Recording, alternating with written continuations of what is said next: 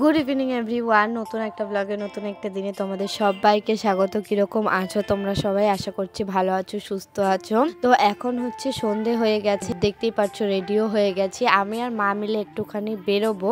দিনটা ছিল 24শে ফেব্রুয়ারি, সোমবার, বাবার জন্মদিন। তো আগে থেকে কোনো রকম কোনো কিছুই প্রিপারেশন করা হয়নি, বাট আমাদের প্ল্যানিংই ছিল ওইরকম টাইপের যে আমরা সন্ধেবেলাতে বাজারে গিয়ে একটা কেক আর নতুন জামা নিয়ে আসবো। তো সেই কারণেই এখন আমি আর মা বেরোবো। চলো বেরোনো যাক।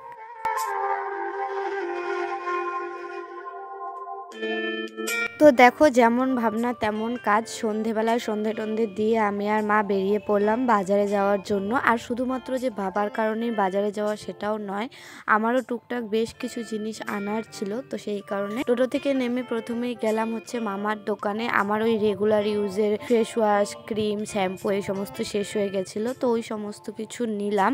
আর মামার দোকানেও বেশ ভিড় ছিল, ওখানে অনেকটা লেট হয়ে গেছে, প্রায় 1 ঘন্টা মামার দোকানেই লেগে গেছে। তো যাই হোক, তারপরে গেছিলাম হচ্ছে জামা কাপড়ের দোকানে, সেখানে আর কোনো ভিডিও করা হয়নি। অ্যান্ড অ্যাট লাস্ট এসেছি হচ্ছে মিয়ামরিতে। আমাদের যারই বার্থডে হোক না কেন মিয়ামরির থেকে কেক যায়, তো সেই কারণে মিয়ামরে চলে এসেছি। আর এই দেখো, আমি বললামই তোমাদেরকে যে আগে কাপড়ের দোকানে গেছিলাম। এই কাপড়ের দোকানের প্যাকেট, মামার দোকানের প্যাকেট সমস্ত আমার হাতে ছিল। তো আমাদের বাজার করা কমপ্লিট, আর কিছুই নেওয়ার ছিল না। তো সেই কারণে দেখো কেক সমস্ত কিছু বাজার টাজার করে আমি আর মা টোটোতেও উঠে গেছি। তো দেখো, আমি না টোটো থেকে এই দোকানটা দেখতে পাচ্ছিলাম। এই দোকানটা এখনকার নয়, অনেক দিন থেকে আছে। তোমাদের কাদের কাদের ওখানে এরকম জিনিসপত্র পাওয়া যায় আমাকে একটুখানি জানিও তো। মানে অনেকেই বলে যে এগুলো নাকি ইউজ করা জিনিসপত্র বিক্রি করে, আদতেও তাই কিনা কি ব্যাপার। তো দেখো, বাড়িতে এসে গেছি। আর কাপড়ের দোকানের জিনিসপত্র তো তোমাদেরকে দেখানো হয়নি। আর এই যে মা এরকম কেন করছে বলো তো? কারণটা হলো বাবার বার্থডে শপিং করতে গিয়ে মায়েরও গিফট প্রাপ্তি হয়েছে, সেই কারণে। আসলে মায়েরও বার্থডে আর কিছুদিন পরেই। আর আমাদের না এখন এরকম হয়েছে যে বাজারে যাওয়াই হয় না, তো দুদিন পরে আবার বাজারে যেতেই হতো। তাই মাকে যখন সঙ্গে করে নিয়ে গেছি, তো আমি মাকে বললাম যে তুমি তোমার বার্থডে গিফটটাও একবারে নিয়ে নাও আমার তরফ থেকে। তো সেই কারণে মা এই শাড়িটা চুজ করেছে, সিনথেটিক একটা শাড়ি। তো মায়ের এইগুলো আসলে সেন্টারে পরে যেতে খুব সুবিধা হয়। আর মায়ের সেন্টারে পরে যাওয়ার শাড়িও নেই, ওই 1-2টো শাড়ি ঘুরিয়ে ফিরিয়ে পরে। তো সেই কারণে মা নিজেই পছন্দ করে এই শাড়িটা কিনেছে। আর বাড়িতে এসে হাত মুখ ধুয়ে চেঞ্জ করে প্রথমেই শাড়িটা বের করেছে দেখার জন্য। তো মা এটাই বলছিল, মানে আমার না শাড়িটা খুব একটা পছন্দ হয়নি। তো মা বলছিল যে এটা কাপড়টা খুব ভালো, কালারটা খুব ভালো। তো যাই হোক, মা যেহেতু নিজের পছন্দের শাড়ি নিয়েছে, তো আমার আর কিছু বলা নেই। এবার দেখাচ্ছি বাবার গিফট। তো দেখো, বাবার জন্য 2টো এরকম টি শার্ট আনা হয়েছে। আর বাবার জামার ক্ষেত্রে 2টোই রিকোয়ারমেন্ট থাকে, কলার আলা আর হচ্ছে পকেট আলা। সেটা শার্ট হোক বা টি শার্ট হোক, দুটোর মধ্যে পকেটও থাকতে হবে আর কলারও থাকতে হবে। তো দেখো, এই 2টো টি শার্ট পছন্দ করে আনা হয়েছে। আর দেখো, বাবা গেছিল কীর্তনে। তো আমরা এই সমস্ত কিছু বের করতে করতে বাবাও চলে এসছে কীর্তন থেকে। আর দেখো, গিফট দেখে কি হাসি মুখে।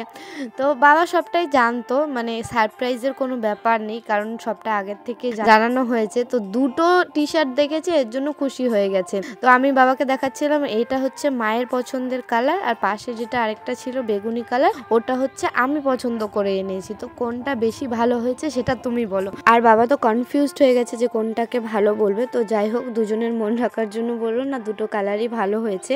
আর এখানে ওই কীর্তনে গিয়ে কি হয়েছিল সেটারই একটুখানি গল্প করছিল। তো দেখো, এই হচ্ছে টি শার্টের 2টো কালার। যেটা আমি হাত দিয়ে সরালাম ওটা মা পছন্দ করে এনেছে, আর পাশেরটা আমি পছন্দ করে এনেছি। আর ওই যে মায়ের শাড়ি। আর এই টি শার্টগুলো না গরমের দিনে বেশ পরতেও সুবিধা হয়, আর পরে আরামও আছে। তো সেই কারণে প্রত্যেকবার বাবার ওই বার্থডেটা এরকম টাইমে পড়ে যে ঠান্ডাও না গরমও না, তো সেই জন্য টি শার্টই আনা হয়। আর তোমরা অবশ্যই কমেন্ট করে জানিও যে মা বাবার বার্থডে শপিং তোমাদের কীরকম লাগলো, কোন কালারটা তোমাদের বেশি পছন্দ হলো, আর মায়ের শাড়িটা কীরকম হয়েছে।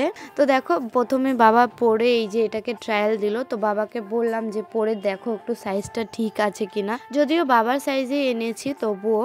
তো প্রথমে এটা পরলো, আর তারপরে ওই আরেকটা যেটা ছিল ওটাও পরেছে। আর দেখো, পরে বলছে যে হ্যাঁ দারুণ হয়েছে, সাইজটা দারুণ হয়েছে। আমি আর কি বলবো, দাঁড়িয়ে দাঁড়িয়ে টিভিও দেখছিল আর এসবও করছিল, আর আমি এগুলো দাঁড়িয়ে দাঁড়িয়ে দেখছিলাম। তো যাই হোক, আমরা এই সমস্ত করতে করতে দাদাও এসে গেছিল। বাদে বয় কা ছেলে আগে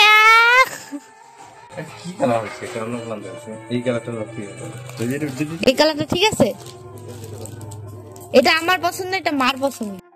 দেখো কি কাণ্ড একটা। তো শুনতেই পারলে দাদা কি বলল।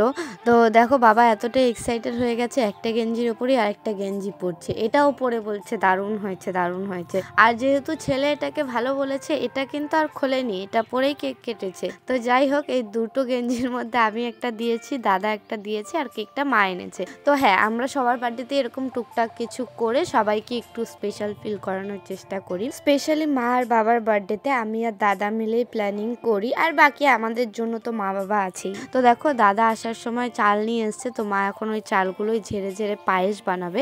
এটা অনেকক্ষণ পরের ভিডিও, মায়ের দুধের মধ্যে চালও দেওয়া হয়ে গেছে, পায়েসটা বসিয়েছে আর কি। আর এই বছর না আমাদের গুড়ের কপালটা খুবই খারাপ, যাই গুড় আনে না কেন সব গুড়ই না আগে থেকে জাল দিয়ে দেখতে হয়। এমনি দুধে দিয়ে দেখে, গরম দুধে দিয়ে দেখে যে কেটে যাবে কিনা। তো সেই কারণে না মা এরকম একটা ট্রিক্স বের করেছে। এটা মা আগেও করতো, এটা কিন্তু খেজুরের গুড় নয়, এটা মা আগে গুড়টা জল দিয়ে জাল করেছে খুব ভালোভাবে, তাহলে গরম দুধে দিলেও কেটে যায় না।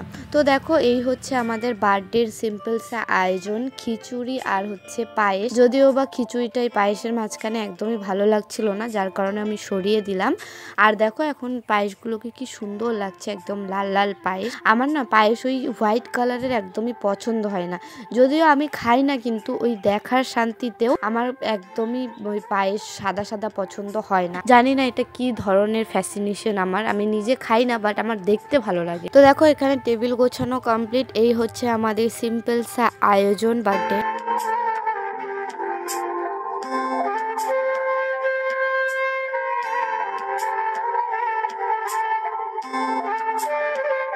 আর বার্থডে বয়ও বসে গেছে কেক কাটতে, তোমাদের যেরকমটা বললাম এই গেঞ্জিটা পরে কেক কেটেছে। তো দেখো দাদা এখানে ফায়ার ক্যান্ডেলটা ধরিয়ে দিল, আর দাদার বার্থডে কেকও সেমই ছিল, কারণ আমরা ছোটোর মধ্যে কেক আনি, নইলে অনেক কেক নষ্ট হয়, পরে আর খাওয়াই হয় না।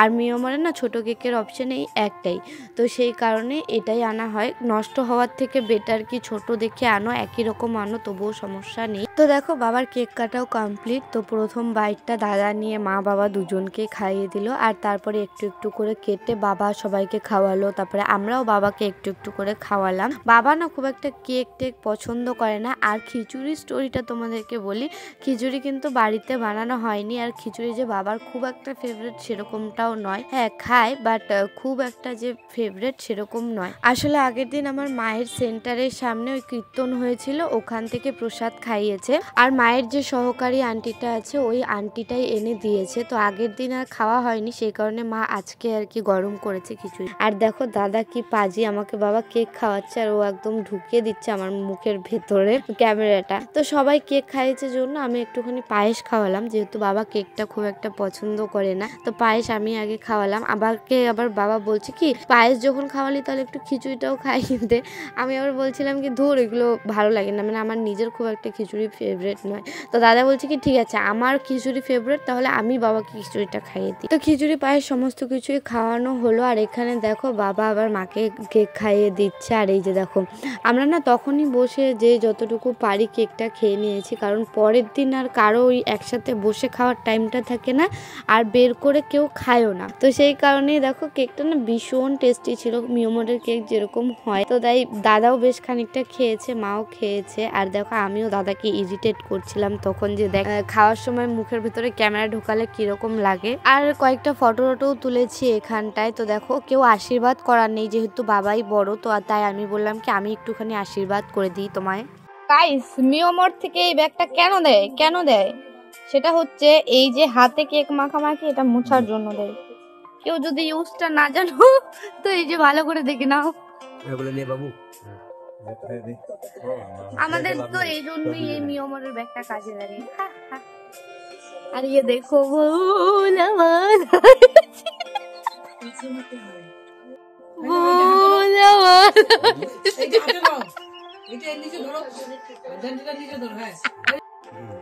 হ্যাপি বার্থডে টু দু, হ্যাপি বার্থডে টু দু।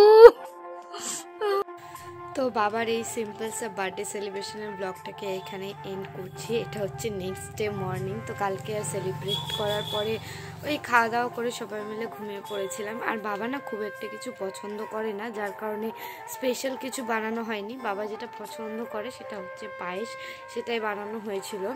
তো যাই হোক, এই ছিল আমাদের ঘরোয়া সিম্পল সা বার্থডে সেলিব্রেশন 4 জনের মধ্যে, যেটা প্রত্যেকবারই হয়। এবারও করার চেষ্টা করেছি টুকটাক মিলিয়ে।